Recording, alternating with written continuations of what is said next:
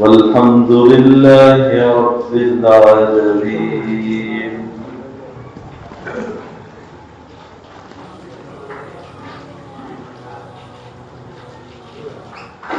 رمضان المبارک کا دوسرا عشرہ، جسے مغفرت کا عشرہ کہا جاتا ہے، وہ آج نصف کے قریب جا پہنچا ہے. اس کے بھی 5 ہی دن باقی رہ گئے ہیں. اللہ تعالی ہمیں رمضان المبارک کی صحیح معنوں میں قدر کرنے کی توفیق عطا فرمائے. 5 روز کے بعد 20 رمضان کی شام کو اعتکاف شروع ہونا ہے. رمضان المبارک کی خصوصیات میں سے، اس کے امتیازات میں سے ایک خصوصیت اور امتیاز یہ ہے کہ اس مہینے کے اخیر عشرے میں اعتکاف کو مسنون قرار دیا گیا. اور جو بندہ مومن یا بندی رمضان المبارک کے اس اخیر عشرے میں اعتکاف کر لے، اسے بڑا ثواب عطا ہوتا ہے. ہم جس اسلام کے پرستار ہیں، ماننے والے ہیں، وہ دین فطرت ہے. اسلام میں رہبانیت جائز نہیں کہ آدمی پہاڑوں میں چلا جائے، جنگلوں میں چلا جائے، انسانوں سے، معاشرے سے اپنے آپ کو بالکل کاٹ کر زندگی گزارے. اس طرح کی روش کو اسلام میں پسند نہیں کیا گیا، بلکہ معاشرے میں رہے، سب انسانوں کے ساتھ مل کر رہے، اپنے رب کا وفادار بن کر رہے، بندوں کا خادم بن کر رہے، رب کے اور بندوں کے حقوق کو ادا کرتا رہے. اس طرح کی زندگی اللہ تعالیٰ کو پسند ہے. اور انسان کی فطرت کی شریعت میں، اسلام میں بہت رعایت رکھی گئی ہے. انسان کی ایک فطرت یہ بھی ہے کہ یہ اپنے گرد و پیش سے متاثر ہوتا ہے. جس ماحول میں رہتا ہے، اس کے دائیں بائیں آگے پیچھے جس طرح کا ماحول ہوتا ہے، اس سے یہ متاثر ہوتا ہے. اگر گناہوں کا ماحول ہو تو یہ اس سے کسی نہ کسی حد تک متاثر ہوتا ہے. اچھائیوں کا ماحول ہو تو اچھائیاں اس کی ذات میں سرایت کرتی ہیں. اسی لیے شریعت مطہرہ نے انسان کی ظاہری اور باطنی، باہر اور اندر دونوں کی پاکیزگی، اصلاح اور درستگی کی فکر فرمائی ہے. ہمارے نبی صلی اللہ علیہ وسلم سے پہلے جتنے نبی گزرے ہیں، انہوں نے اپنے ماننے والوں کی ظاہری اور باطنی اصلاح کا بڑا اہتمام فرمایا. وجہ یہی تھی کہ انسان حضرت آدم سے لے کر اب تک اس فطرت پر ہے، اس خصلت پر ہے کہ یہ گرد و پیش سے متاثر ہوتا ہے. آج بھی یہی حال ہے. چنانچہ نبی اکرم صلی اللہ علیہ وسلم نے بھی اپنی امت مسلمہ کی ظاہری اور باطنی اصلاح کی تربیت کا اہتمام فرمایا. اور اللہ تعالیٰ نے یہ جو رمضان المبارک کا مہینہ ہمیں عطا فرمایا ہے، اگر دیکھا جائے، غور و فکر سے کام لیا جائے، تو اس مہینے میں جو ثواب ملتا ہے وہ اپنی جگہ، رب راضی ہوتا ہے اپنی جگہ، اس مہینے کی قدر کرنے پر جنت کا ملنا اپنی جگہ. ان سب سے ہٹ کر اگر دیکھا جائے تو اس مہینے کا ایک فائدہ یہ بھی ہے کہ انسان گرد و پیش سے جو متاثر ہوتا ہے، گناہوں کے دلدل میں دھنستا چلا جاتا ہے، اس کے ذہن و دل غلط چیزیں دیکھ دیکھ کر، غلط چیزیں سن سن کر، غلط چیزیں بول بول کر اس کے دل و دماغ جو پریشان ہو جاتے ہیں، اور اس کا دل کا سکون جو رخصت ہو جاتا ہے، نیکیوں پر جمنا اس کا بھاری ہو جاتا ہے.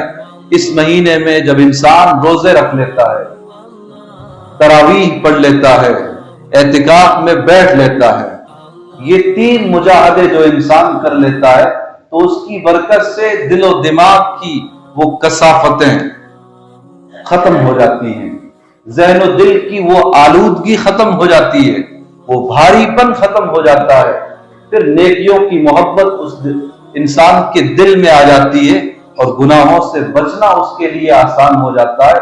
انسان حیوانی صفات سے ہٹ کر ملکوتی صفات پر آ جاتا ہے۔ ملکوتی فرشتے نہ کھاتے ہیں نہ پیتے ہیں، وہ ہر وقت عبادت ہی عبادت میں رہتے ہیں۔ جب انسان رمضان میں روزہ رکھتا ہے تو یہ کچھ حد تک ہی صحیح فرشتوں کی مشابہت اختیار کر لیتا ہے کہ کچھ وقت تک کے لیے یہ بھی نہ کھاتا ہے نہ پیتا ہے بلکہ اپنے رب کی عبادت کے لیے وقف ہو جاتا ہے۔ تو اللہ تعالیٰ نے اس مہینے میں ایک تو روزوں کا انتظام فرمایا، صیام النہار دن کے روزے، اور قیام اللیل رات کا قیام یعنی رات کی تراویح، اور اخیر عشرے میں اعتکاف مصنون۔ یہ 3 عمل جو انسان کر لیتا ہے خلوص دل کے ساتھ تو وہ گرد و پیش سے سال بھر متاثر ہونے کے نتیجے میں ذہن و دل کو جو گندا کر کے بیٹھا ہوتا ہے، نیکیوں سے دور ہو چکا ہوتا ہے، ان 3 اعمال پر استقامت کی برکت سے اس کی زندگی دین فطرت پر آ جاتی ہے۔ بانی تبلیغ حضرت مولانا الیاس صاحب کاندلوی رحمت اللہ علیہ کی یہ بات آپ نے بارہا سنی ہوگی۔ بڑے آدمی تھے، اللہ نے ان سے بڑا کام لیا، لیکن یہ بات کہ گرد و پیش سے آدمی متاثر ہوتا ہے، جس طرح کے لوگوں سے ملتا ہے، عام لوگوں کے ساتھ ملنا جلنا ہوتا ہے، بات چیت ہوتی ہے، اس کے اثرات پڑتے ہیں، چاہے وہ کتنا ہی بڑا آدمی ہو۔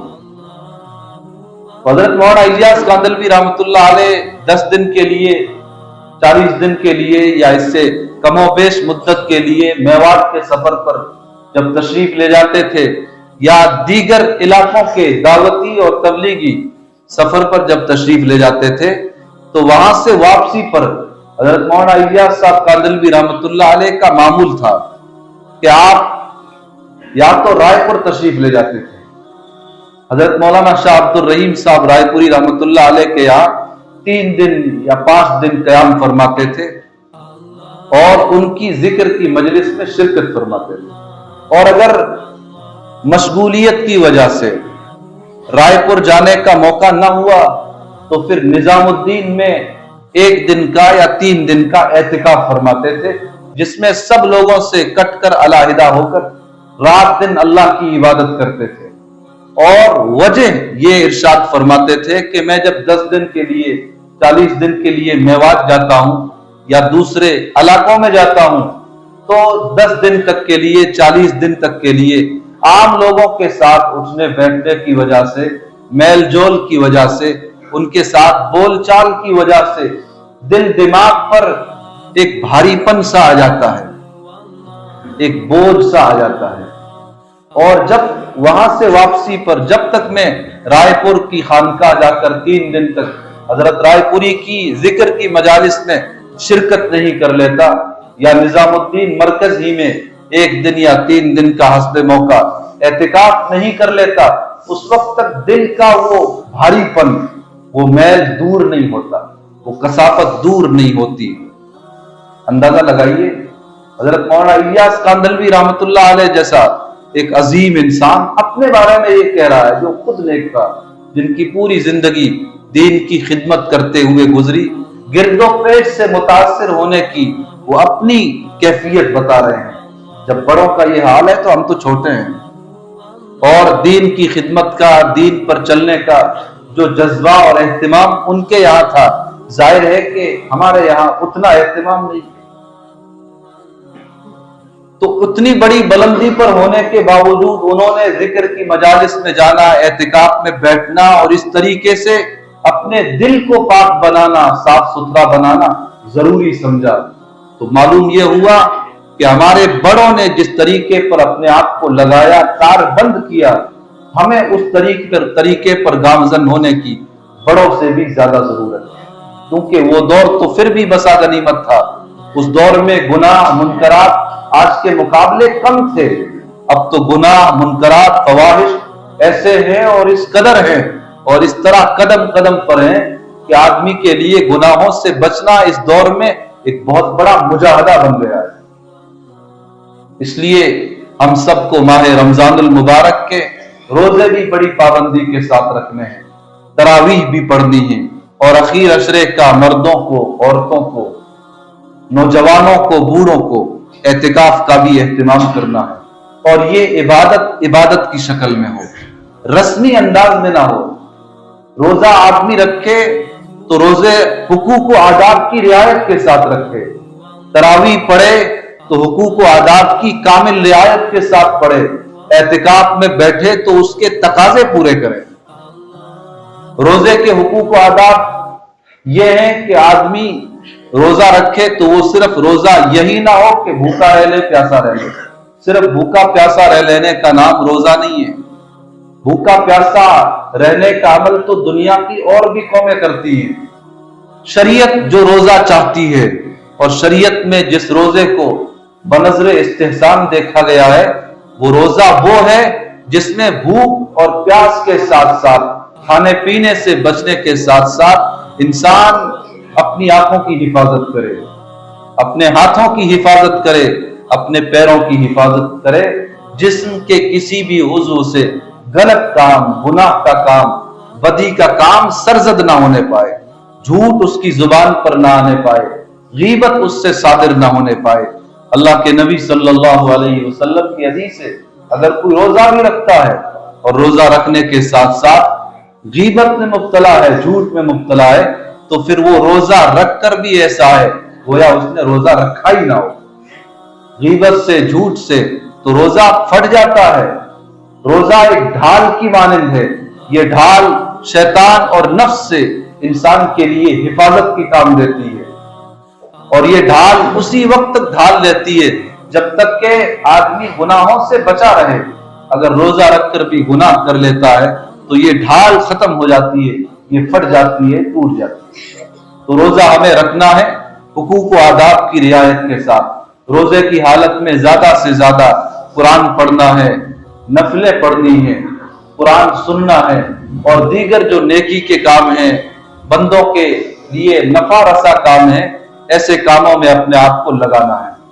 اور تراویح بھی بڑے اہتمام کے ساتھ ادا کرنی ہے، اور تراویح میں مکمل قرآن سننا، یہ نہیں ایک طرف تراویح ہو رہی ہے اور دوسری طرف لوگ سڑک پر کھڑے ہیں، بات چیت ہو رہی ہے، اور جب امام رکوع میں جاتا ہے تو اس وقت دوڑ کر آتے ہیں اور شریک ہو جاتے ہیں۔ یہ تو رسمی عبادت ہے، حقوق و آداب کی یہ خلاف ورزی ہے۔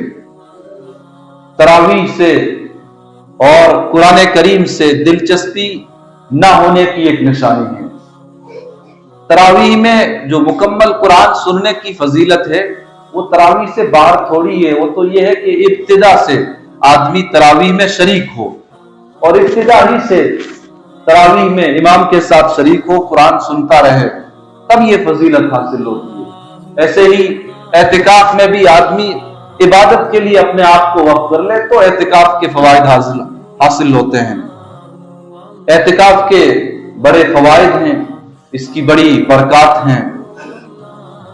اللہ کے نبی صلی اللہ علیہ وسلم کی حدیث ہے کہ اس دنیا میں اللہ تعالیٰ کو سب سے پسندیدہ جگہ مسجد ہے، اور سب سے زیادہ ناپسند جگہ بازار ہے۔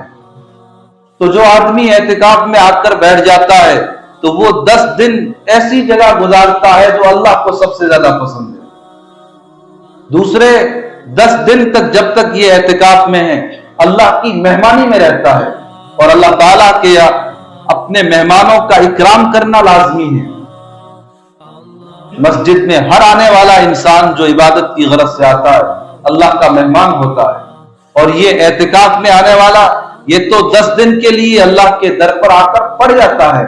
اللہ تعالیٰ کے علاوہ، اللہ تعالیٰ کی عبادت کے علاوہ اس کا اور کوئی مقصود ہی نہیں ہوتا، کوئی منشا ہی نہیں ہوتا۔ تو یہ گویا 10 دن جب تک اعتکاف میں ہے اللہ تعالیٰ کی مہمانی میں ہے۔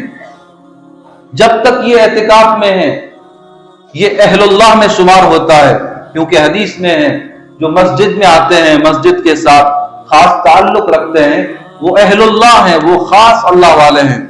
تو یہ آدمی 10 دن اعتکاف میں بیٹھنے کی برکت سے اہل اللہ کی فہرست میں اپنا نام شامل کروا لیتا ہے، درج کروا لیتا ہے۔ ایسے ہی اعتکاف میں بیٹھنے کی برکت سے اللہ کے نبی صلی اللہ علیہ وسلم فرماتے ہیں آدمی بہت سے گناہوں سے بچ جاتا ہے۔ مسجد کے باہر کے ماحول میں بہت سے ایسے گناہ ہیں جن سے انسان کا سابقہ پڑتا ہے، اور اعتکاف میں بیٹھ جانے کے بعد آٹومیٹک آدمی آنکھوں کے، زبان کے، کانوں کے ان گناہوں سے خودکار طریقے پر بچ جاتا ہے، غیر محسوس طریقے پر بچ جاتا ہے۔ اور بہت سے نیکی کے ایسے کام جو آدمی اعتکاف میں بیٹھنے کے بعد کر نہیں سکتا، لیکن وہ کام نہ کرنے کے باوجود اسے ثواب ملتا ہے۔ مثلا ایک آدمی بیمار ہے، اس کی عیادت کے لیے جانے سے ثواب ملتا ہے، فرشتے اس کے لیے دعا کرتے ہیں۔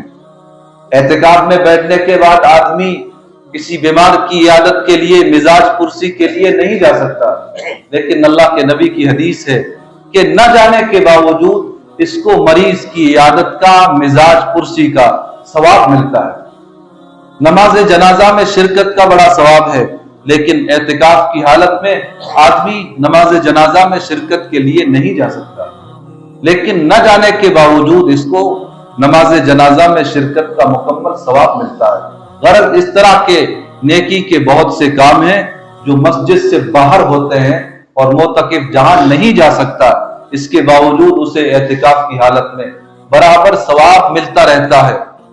اور سب سے بڑا فائدہ یہ ہے، سب سے بڑی اس کی برکت یہ ہے کہ شب قدر جو رمضان المبارک کے اخیر عشرے میں ہے، اس خوش نصیب کو شب قدر کی عبادت بھی نصیب ہو جاتی ہے، کیونکہ معتکف تو 24 گھنٹے عبادت میں ہے۔ وہ قرآن پڑھ رہا ہو تو عبادت میں، نماز پڑھ رہا ہو تو عبادت میں، وہ خاموش ہو تو اس کی خاموشی اللہ کی عبادت، اور وہ سو رہا ہو تو اس کا سونا بھی اللہ کا ذکر سمجھا جاتا ہے۔ غرض یہ ہے کہ معتکف ہر حال میں اللہ کی عبادت میں ہے۔ اگر وہ شب قدر میں فرض کیجئے، مان لیجئے کہ وہ سو ہی رہا ہے، تو وہ سوتے ہوئے بھی شب قدر میں اللہ تعالیٰ کے یہاں عبادت کرنے والوں میں شمار ہوتا ہے۔ تو شب رمضان المبارک کے اخیر عشرے کے اعتکاف کی بڑی فضیلتیں ہیں، بڑی برکتیں ہیں۔ اللہ کے نبی صلی اللہ علیہ وسلم نے مدنی زندگی میں ہر سال رمضان المبارک کے اخیر عشرے کا اعتکاف فرمایا ہے، بلکہ جس سال انتقال ہوا ہے اس سال تو آپ نے 10 کے بجائے رمضان میں 20 دن کا اعتکاف فرمایا ہے۔ آپ کے انتقال کے بعد آپ کی ازواج مطہرات نے رمضان المبارک کے اخیر عشرے کا اعتکاف فرمایا ہے۔ ہمارے بزرگان دین کے یہاں اخیر عشرے کے اعتکاف کا معمول برس ہا برس سے چلا آ رہا ہے۔ تو ہمیں رمضان کے روزے رکھنے ہیں، تراویح کا اہتمام کرنا ہے، اور مردوں کو، عورتوں کو، نوجوانوں کو، بوڑھوں کو، سب کو رمضان المبارک کے اخیر عشرے میں اعتکاف کے لیے اپنے آپ کو فارغ کرنا ہے، اپنے وقت کی قربانی دینی ہے۔